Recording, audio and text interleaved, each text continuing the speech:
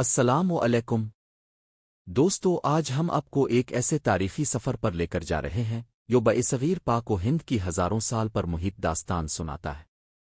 ایک ایسا خطہ جو تہذیب، ثقافت، جنگوں اور انقلابوں سے بھرا پڑا ہے۔ یہ خطہ قدیم ہندوستانی سلطنتوں سے لے کر مغلیہ دور اور برطانوی راج تک مختلف ادوار کا گواہ رہا ہے۔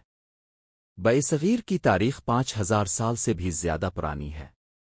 وادی سندھ کی تہذیب، جو دنیا کی قدیم ترین تہذیبوں میں شمار کی جاتی ہے، اس خطے میں بسنے والے پہلے لوگوں کا ثبوت فراہم کرتی ہے۔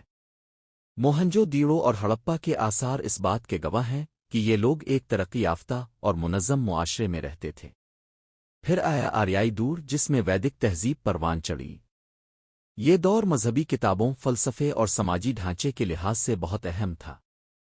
اس دور میں ذات پات کا نظام بھی متعارف ہوا، جو بعد میں ہندوستانی سماج کا لازمی حصہ بن گیا۔ ہندوستانی سلطنتیں اور اسلامی فتوحات۔ موریہ اور گپتا سلطنتوں نے ہندوستان پر حکمرانی کی، جن کا اثر و رسوخ پورے برصغیر میں پھیلا ہوا تھا۔ ایشوکا جیسے بادشاہوں نے بدھ مت کو فروغ دیا اور برصغیر میں ایک نیا مذہبی اور ثقافتی دور شروع ہوا۔ لیکن برصغیر کی تاریخ کا ایک نیا باب اس وقت شروع ہوا جب محمود غزنوی نے ہندوستان پر حملہ کیا۔ ان کے حملوں کے بعد دہلی سلطنت کا قیام عمل میں آیا، جس نے اسلامی طرز حکومت کو یہاں متعارف کرایا۔ بعد میں خلجی، تغلق اور لودھی سلطنتوں نے اس خطے پر راج کیا۔ مغلیہ سلطنت کا عروج و زوال۔ مغلیہ سلطنت برصغیر کی تاریخ کا سب سے شاندار دور تھا۔ ظہیر الدین بابر نے پانی پت کی جنگ میں فتح حاصل کر کے 1526 میں مغلیہ سلطنت کی بنیاد رکھی۔ پھر اکبر، جہانگیر، شاہ جہاں اور اورنگزیب جیسے بادشاہوں نے اس سلطنت کو عروج پر پہنچایا۔ شاہ جہاں کے دور میں تاج محل جیسی شاندار عمارتیں بنے، لیکن اورنگزیب کے بعد مغلیہ سلطنت زوال پذیر ہونے لگی۔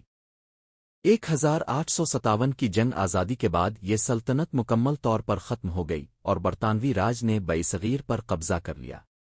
برطانوی راج اور آزادی کی تحریک۔ برصغیر پر تقریباً 200 سال تک برطانوی حکومت رہی۔ انگریزوں نے برصغیر کے وسائل کا استحصال کیا، مگر ساتھ ہی جدید تعلیمی نظام، ریلوے اور نئی انتظامی اصلاحات بھی متعارف کرائیں۔ 19ویں اور 20ویں صدی میں آزادی کی تحریک زور پکڑتی گئی۔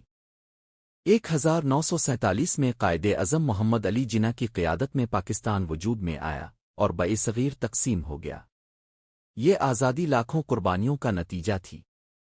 برصغیر آج کے دور میں۔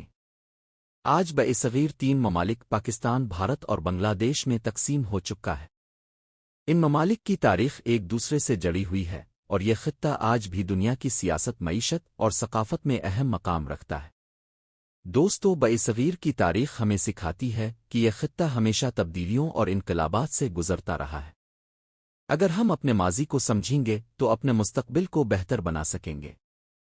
اگر آپ کو یہ ویڈیو پسند آئی ہو تو لائک، شیئر اور سبسکرائب ضرور کریں۔